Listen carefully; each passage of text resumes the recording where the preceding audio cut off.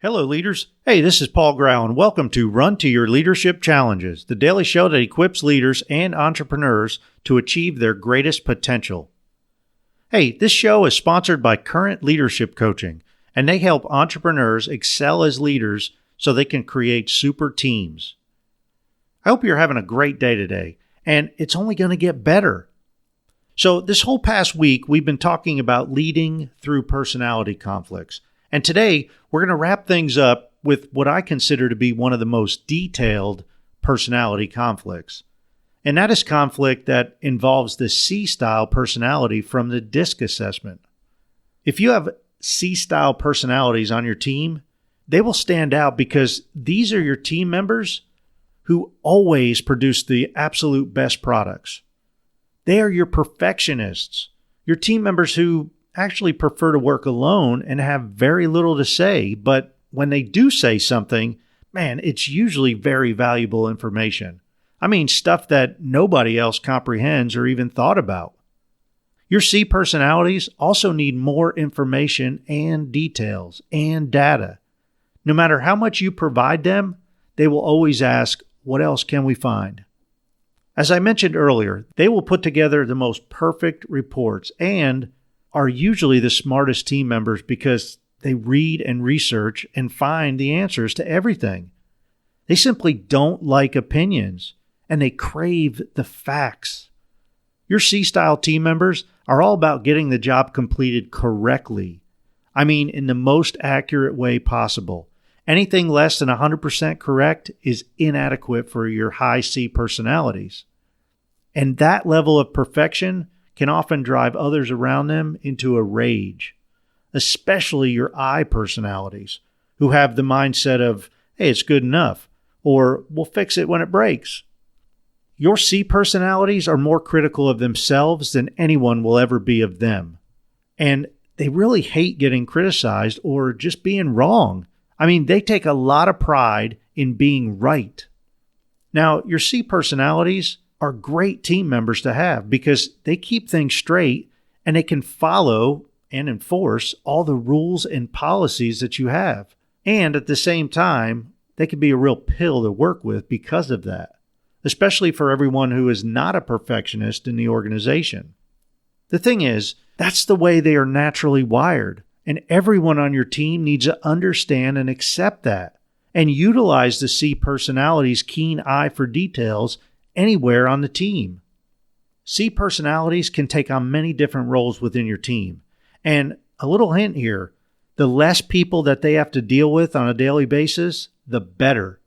Let them work alone and let them go. Now, when you're dealing with conflict that involves a C personality, you better be sure to have all your facts in line. And do not, under any circumstance, base your decisions on opinions, as that will set them off even more. Knowing this, however, you can always be as prepared as possible when working with a C-style personality. When it comes to planning for a big project, your C personalities will know all the details and can be easily frustrated when people do things wrong or stray away from the plans they designed. Keep this in mind and don't let it catch you off guard. Again, it's just the way your C personalities are wired. Probably the biggest no-no when conflict involves a C personality is to openly criticize them or point out where they may have done something wrong. Criticism simply crushes them, especially from close coworkers or close family members. If you must tell them something is wrong, just be cautious with your words and ask them for suggestions on how to fix it. So just like this whole week, today's challenge is for you to identify your C-style personalities on your team and make note of who they are next to all the other team members that you've identified over the last 3 days. Now you have everyone on your team identified as a D, I, S, or C. And now I want you to take it one step further.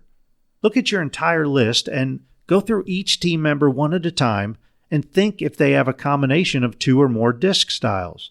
Now, you may have been doing this all along, and that's great if you have.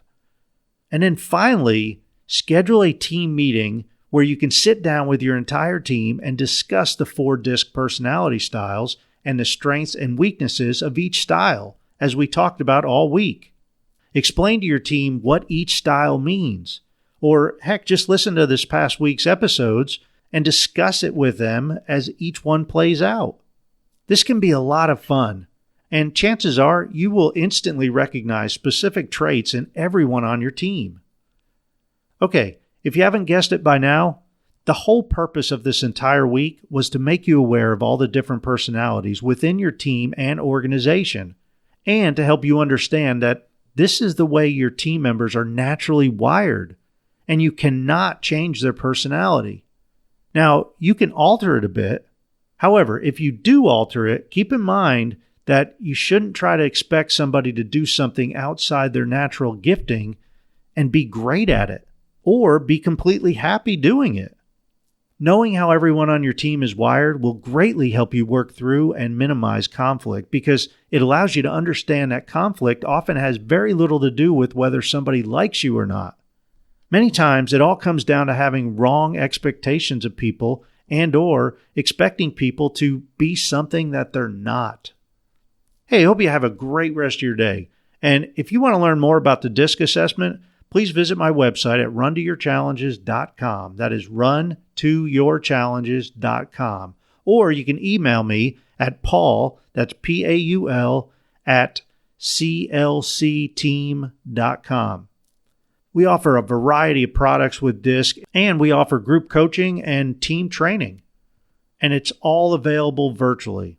Hey, thanks for listening. And until Monday, run to your challenges.